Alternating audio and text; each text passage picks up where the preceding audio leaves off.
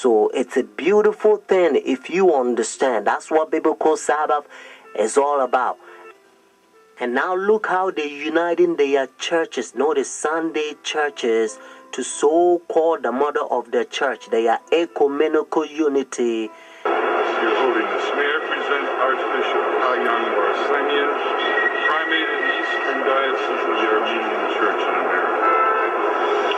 According to ecumenical protocol, the Eastern Orthodox would be first in order, as they are, of course, first in priority in the Catholic Church's ecumenical responsibility. May I present Archbishop Yichen Akachi, the Legate and Ecumenical Officer of the Eastern Diocese of the Armenian Church in America and President of the National Council of Churches in the United States.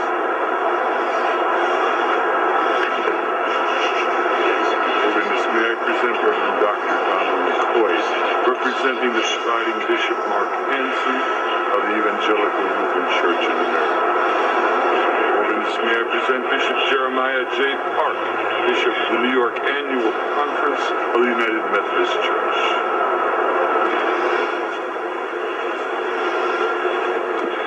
Your Holiness, may I present Reverend Wesley Granberg Michelson, the General Secretary of the Reformed Church in America. Your Holiness, may I present Reverend Dr. Clifton Kirkpatrick, the stated clerk of the General Assembly of the Presbyterian Church in the United States. Your Holiness, may I present Reverend Dr. William J. Shaw, President of the National Baptist Convention, United States. Your Holiness, may I present Bishop James Leggett, General Superintendent of the International Pentecost Holiness Church. Your Holiness, may I present Dr. Leith Anderson, President of the National Association of Evangelicals. Your Holiness, may I present Bishop David H. Benke, President of the Atlantic District of the Lutheran Church, Missouri Synod. Your Holiness, may I present Reverend Dr. A.R. Bernard Sr., President of the Council of Churches of the City of New York. Your Holiness, may I present Elder Bernice King, daughter of the civil rights leaders Martin Luther King Jr. and Coretta Scott King. Your Holiness, may I present Reverend Jimmy Song Jilim, Executive Director of the Council of Churches of the City of New York. Your Holiness, may I present the Right Reverend Mark Sisk, Bishop of the Episcopal Diocese of New York. Friends, do you understand the language? Your Holiness. And this is how they call this power. He think he is God. That's what their teachings is all about, friends. And you also know that when the religious leaders, when they come to meet this power, they wearing black. Notice, dark color. They represent the sinners, and he represent God, friends. And now listen to what Bible says. This is the chapter. Notice 2 Thessalonians chapter 2. This is the chapter the Protestant Sunday churches, they are forefathers. They used to protest against this power during dark ages, and they call them Antichrist. Notice Antichrist. But now you don't hear from Sunday churches anymore because they betray their forefathers. Let's start from verse 3. Notice 2 Thessalonians chapter 2.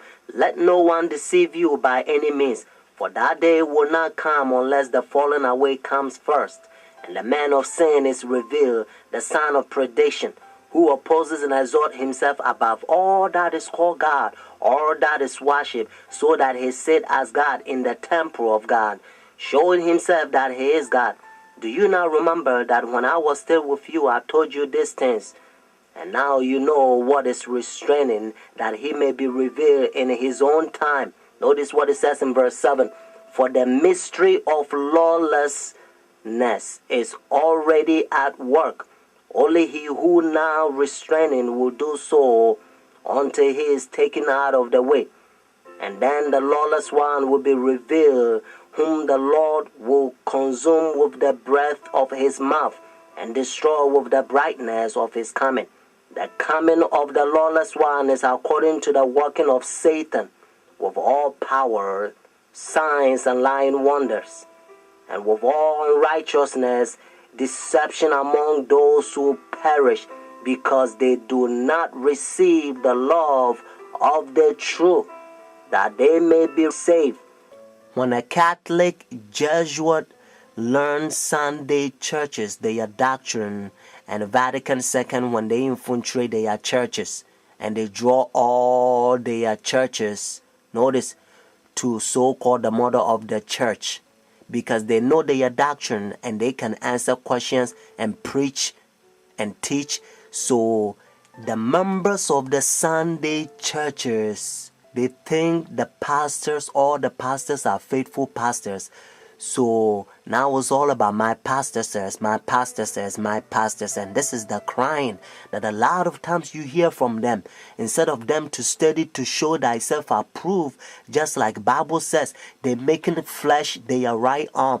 And some of them, when they learn the Sabbath truth, that is always Saturday, because their pastors has been hypnotized them for so many years. So when they go and they talk to their pastors, instead of them to talk to God and make decision based on that says the Lord, they make their pastors make decision for them, because that's how bad they hypnotize them. Friends, I urge you to call and order your own book. Notice, and the name of the book is The Great Controversy. Notice, The Great Controversy. And the phone number here is 856-503-5893. One more time, 856-503-5893. This book, by the grace of God, you're going to become a better Christian, and you're not going to fall into this Christianity. Notice, this new age Christianity that has become like a coffee and milkshake together. That's why the Bible called them Babylon, means they are spiritual drunk, so they can't tell what is true. Remember, sometimes when you talk to somebody and if the person is drunk, your message doesn't get through, because they drunk with error, true mixed with liar. That's what Babylon is all about. It's confusion. They can't tell which is which.